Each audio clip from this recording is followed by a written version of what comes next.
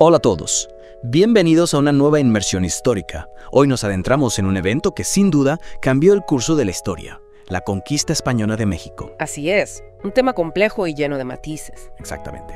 Y nuestro objetivo en esta inmersión es comprender la narrativa histórica tal como se presenta en las fuentes que tenemos. Un viaje fascinante a través del tiempo. Totalmente. Exploraremos los viajes iniciales de Colón, conoceremos a las figuras clave de la conquista y analizaremos los impactos duraderos de este encuentro entre dos mundos tan distintos. Para comprender este choque de civilizaciones, primero debemos preparar el escenario. Imagínate, finales del siglo XV. Europa está en plena efervescencia. Una época de grandes cambios y descubrimientos. Sin duda. España y Portugal, impulsados por una intensa rivalidad y el deseo de encontrar nuevas rutas comerciales hacia el este, lideran la era de la exploración. Y no podemos olvidar la influencia del Imperio Otomano. Su control de las rutas existentes obligó a los europeos a buscar alternativas. Ahí es donde entra Cristóbal Colón. Exacto. Colón, buscando una ruta a la India navegando hacia el oeste, se topó con un continente completamente desconocido. Imagina la sorpresa. Su desembarco en San Salvador en 1492 marcó un antes y un después. Un punto de inflexión en la historia. Y sus viajes posteriores al Caribe, a islas como Cuba, Jamaica, Trinidad y más tarde a Centroamérica, abrieron las puertas a la exploración española. Y eventualmente a la conquista. Es fascinante cómo estos primeros viajes sentaron las bases para lo que vendría después. Hablemos de las primeras expediciones dirigidas a México. Diego Velázquez, gobernador de Cuba, fue una figura clave en este proceso. Así es. Velázquez organizó varias expediciones. Una de ellas, liderada por Francisco Hernández de Córdoba, exploró la península de Yucatán y tuvo el primer contacto con los mayas. Impresionante. ¿Y qué pasó después? Juan de Grijalva exploró la costa del Golfo. Él trajo noticias sobre la existencia del Imperio Azteca, su riqueza, su poderío militar. Todo esto despertó la misión de los españoles. Y aquí es donde entra Hernán Cortés, la figura central de la conquista de México.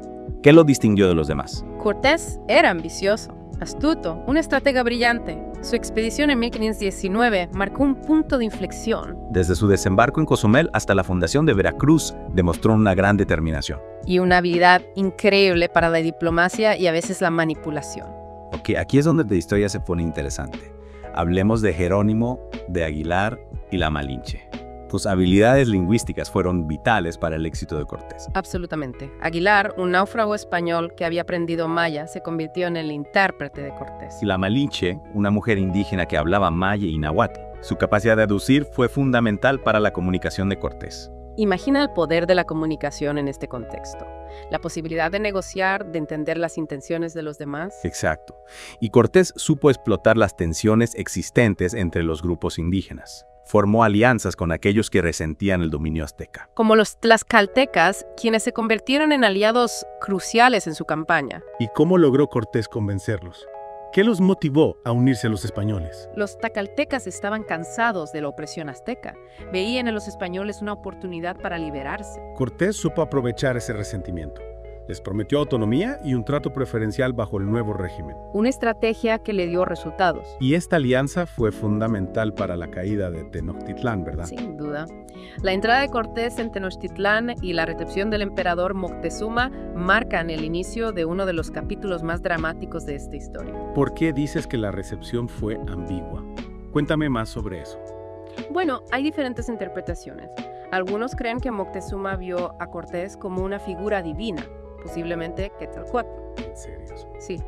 Otros argumentan que simplemente actuaba estratégicamente tratando de ganar tiempo. Ya veo. ¿Y qué pasó después? La situación se intensificó rápidamente. Moctezuma fue tomado como rehén por los españoles, lo que llevó a un asedio de la ciudad. Las tensiones aumentaron cuando Pedro de Alvarado, uno de los capitanes de Cortés, ordenó una masacre de aztecas durante un festival religioso. ¡Qué terrible! Este evento, conocido como la Matanza del Templo Mayor, provocó una rebelión a gran escala. Los españoles se vieron obligados a huir de Tenochtitlán. La famosa Noche Triste. Exacto. Sufrieron grandes pérdidas, pero Cortés no se rindió. ¿Qué hizo después? Se reagrupó, aprovechando una epidemia de viruela que devastó a la población azteca. Un giro del destino realmente trágico. Sí, la viruela debilitó a los aztecas. A pesar de la resistencia liderada por Cuauhtémoc, Tenochtitlán finalmente cayó en 1521. La caída de Tenochtitlán marca el fin del Imperio Azteca y el comienzo del dominio español en México. Así es. Y con la captura y ejecución de Cuauhtémoc se consolidó el poderío español. Y por supuesto, no podemos olvidar el papel de la Iglesia Católica en este proceso. Cierto. A partir de 1524, varias órdenes religiosas llegaron a México con la misión de convertir a los indígenas al cristianismo. Es decir, la conquista no fue solo militar, sino también cultural y espiritual. Totalmente. La imposición de la religión católica transformó la sociedad mexicana. Y con esto, concluimos la primera parte de nuestro recorrido por la conquista española de México. En la siguiente parte exploraremos con más detalle el impacto de la conquista en la sociedad, la cultura y la identidad de México. Los esperamos. Seguimos explorando la conquista de México. Es importante recordar que este evento no fue solo un choque militar, sino también un encuentro cultural a gran escala. Totalmente. Dos mundos con idiomas, creencias y formas de vida completamente diferentes frente a frente. Imagínate el impacto. Exactamente. Para comprender este impacto, debemos profundizar en cómo se desarrolló la conquista, no solo desde una perspectiva militar, sino también social y cultural. Me parece una excelente idea. ¿Por dónde empezamos? Hablemos de las estrategias de Cortés y sus aliados. Como mencionamos, Cortés fue un maestro en formar alianzas con grupos indígenas. Sí, recuerdo a los tlaxcaltecas. Fueron un aliado crucial, pero ¿cómo nos convenció? ¿Qué les ofreció a cambio? Cortés fue muy hábil. Explotó el descontento de varios grupos hacia el dominio azteca.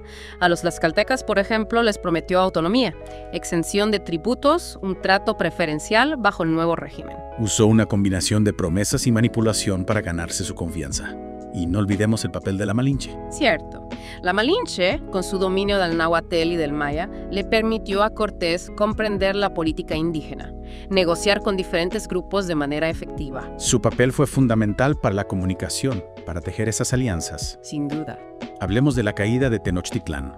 Mencionamos la noche triste cuando los españoles huyeron de la ciudad. ¿Qué pasó después? Después de la noche triste, Cortés se reagrupó. Planeó cuidadosamente su regreso. Para entonces, la epidemia de viruela había devastado a la población azteca. Entiendo. La viruela fue un factor determinante. Sin duda. La viruela, desconocida para los indígenas. Si quieres prepararte para tu examen de admisión, tanto en historia como en todas las materias del examen de admisión al UNAM y el IPN, inscríbete a nuestro curso Super Pro de Univetas, donde solamente con el código Profe Miguel tendrás un gran descuento. La viruela, desconocida para los indígenas, se propagó rápidamente. Mató a miles, incluyendo líderes clave como Cuitláhuac. ¡Qué tragedia! ¿Un golpe devastador para los aztecas? Imagínate el impacto psicológico y físico. La población diezmada, la muerte de sus líderes. A pesar de la resistencia, Tenochtitlán cayó en 1521. Y con la caída de Tenochtitlán, el fin del imperio azteca. ¿Qué pasó con Cuauhtémoc? Cuauhtémoc, a pesar de su valentía, fue capturado. Fue torturado para obtener información sobre los tesoros aztecas, pero se mantuvo firme. Un final trágico. ¿Y cómo se estableció el dominio español después? ¿Cómo fue la transición? Fue un proceso complejo, a menudo brutal. Cortés, al principio, gobernó con poder absoluto, pero pronto tuvo que lidiar con la corona española. Querían un control más directo. Claro, no iban a dejar que un solo hombre controlara un territorio tan vasto. Exacto. La corona veía a México como una fuente de riqueza y poder. ¿Y qué hicieron para controlar a Cortés? Crearon la Real Audiencia de México en 1527, un tribunal para supervisar la administración y asegurar el cumplimiento de las leyes. Ya veo. Un contrapeso al poder de Cortés. ¿Y cómo reaccionó él? Cortés, a pesar de sus ambiciones, tuvo que acatar las órdenes. Siguió explorando, pero su poder político disminuyó. La conquista no fue solo un evento militar, sino un proceso de consolidación del poder español. Precisamente. La conquista militar fue solo el primer paso. La corona, a través de la Real Audiencia, estableció un sistema de gobierno para controlar la economía, la política, la sociedad, un impacto profundo. En la siguiente parte, exploraremos ese impacto. El legado de la conquista, cómo sus consecuencias se siguen sintiendo. Los esperamos. Y llegamos a la parte final de nuestra inmersión en la conquista de México. Un territorio complejo. El legado de este evento histórico, la caída del imperio azteca y el inicio del dominio español transformaron profundamente la sociedad mexicana. Sin duda. Y en muchos niveles. Empecemos por el impacto cultural. La llegada de los españoles trajo nuevas ideas, costumbres, idioma, religión. Un choque cultural inmenso. Dos mundos tan diferentes.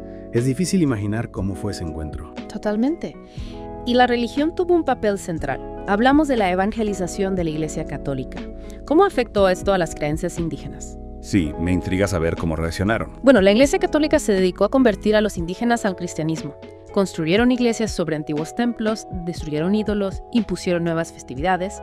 La religión se convirtió en un campo de batalla cultural, un espacio de negociación, imposición, resistencia. La religión como instrumento de poder y control. Fascinante. ¿Y los indígenas?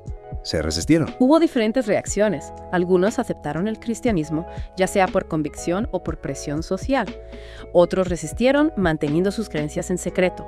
Y muchos desarrollaron una forma de sincretismo religioso, combinando elementos del cristianismo con sus antiguas prácticas. Es un ejemplo de resistencia cultural, de adaptación, de la fusión de dos mundos. Exactamente. Y el idioma también jugó un papel importante. El español se convirtió en la lengua oficial, desplazando a las lenguas indígenas. Aunque muchas sobrevivieron, su uso se relegó a lo privado, a lo comunitario. El lenguaje también como herramienta de poder. Hablemos del impacto social. ¿Cómo se estructuró la sociedad en la Nueva España? La sociedad colonial tenía una jerarquía racial y social muy rígida. En la cima, los españoles peninsulares nacidos en España. Debajo, los criollos, españoles nacidos en América. Y en la base, los indígenas y africanos esclavizados. Una sociedad marcada por la desigualdad y las consecuencias para los indígenas. Los indígenas, a pesar de ser mayoría, fueron sometidos a explotación laboral. La encomienda, la mita. Obligados a trabajar en minas, haciendas, obras públicas en condiciones terribles. Sufrieron el despojo de sus tierras, la destrucción de sus comunidades, la pérdida de su identidad.